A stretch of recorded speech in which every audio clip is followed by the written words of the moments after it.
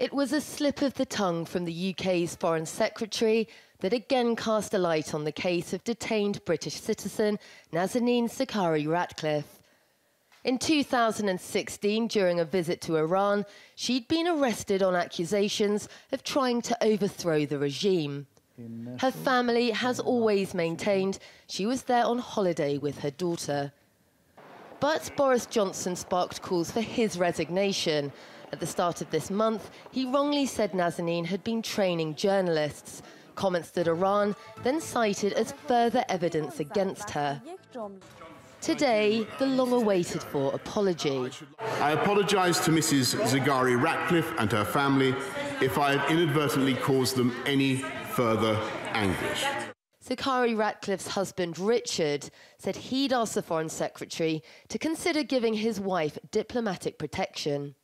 It's really important that the UK takes personal responsibility for, or the UK Foreign Secretary takes personal responsibility for solving this and for providing the diplomatic protection.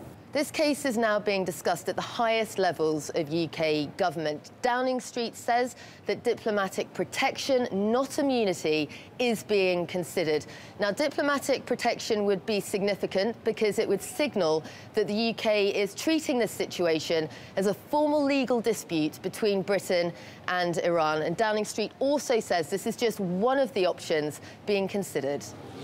While all of this has been happening in the UK, in Iran, Nazanin's health has reportedly been suffering during her detention.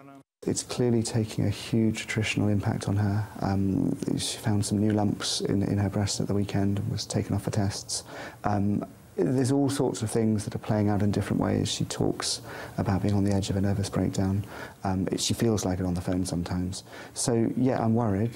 Nazanin's husband, Richard, is hoping to meet Boris Johnson in the coming days and accompany him on a trip to Iran. Despite the political gaffes and the sudden media frenzy, her family are hoping Nazanin might finally be brought home. Sarah Firth, TRT World, London.